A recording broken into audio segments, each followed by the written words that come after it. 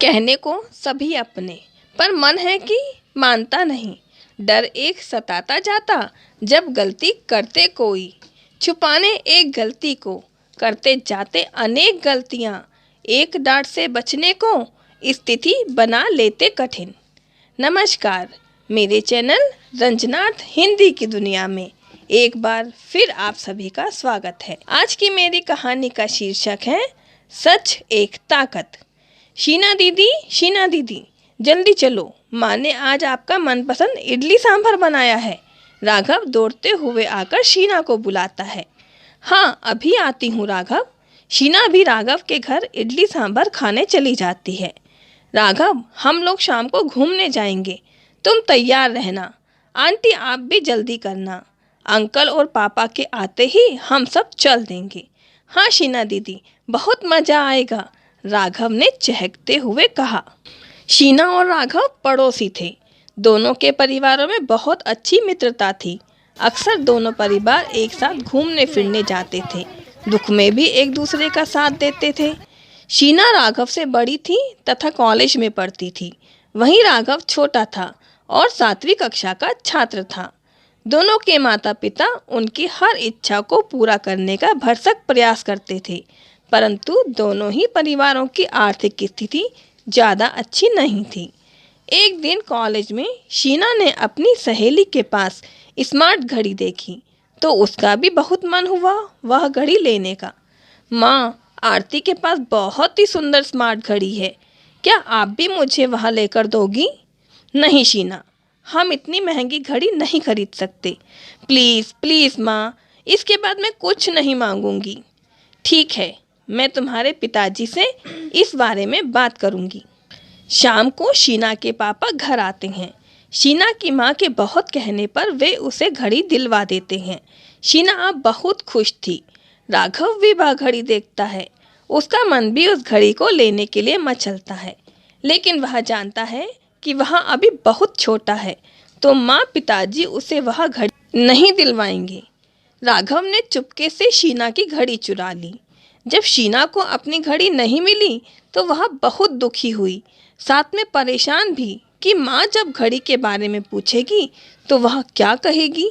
माँ ने जब शीना के पास घड़ी नहीं देखी तो शीना से पूछा, शीना, तुम्हारी घड़ी कहाँ है? शीना घबरा गई। उसने बोला, वो तो मैंने काव्या को दे दी 2-3 दिनों के लिए।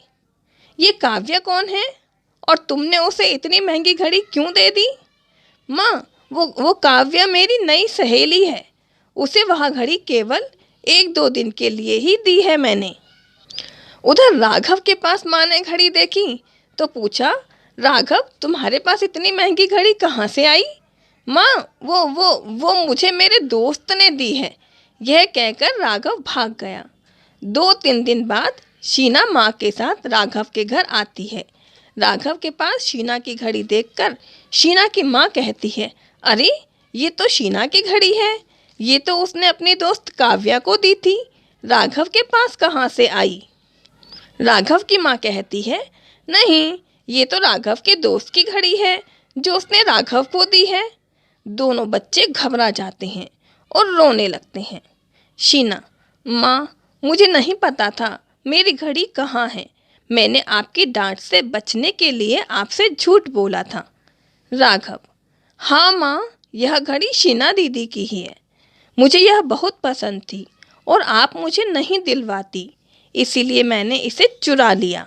राघव की माँ, पर राघव, ये तो गलत बात है।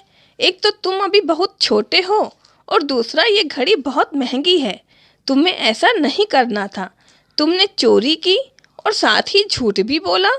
राघव, सॉरी माँ, मैं अब ऐसा नहीं करूँगा। शीना की माँ, शीना, तुमने भी तो अपनी गलती छुपाने के लिए झूठ बोला है, क्या ये सही है? शीना, नहीं माँ, राघव की तरह मैंने भी गलती की है, अब मैं भी कभी ऐसा नहीं करूँगी, सॉरी माँ। सच कहकर दोनों बच्चों को अच्छा लग रहा था।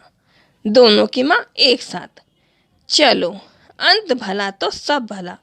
दोनों बच्चों को अपनी गलती समझ में आ गई, ये सबसे अच्छी बात है।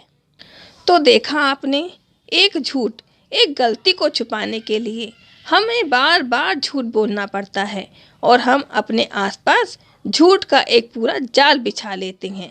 साथ ही मन में हमेशा झूठ पकड़े जाने का भय बना रहता है। इससे बचने के लिए झूठ के स्थान पर हमेशा सच का सहारा लेना चाहिए। सच में बहुत ताकत होती है। अगर शीना अपनी माँ को पहले ही बता देती कि घड़ी काव्या को नहीं दी बल्कि उससे गुम गई है तो उसे डर नहीं लगता।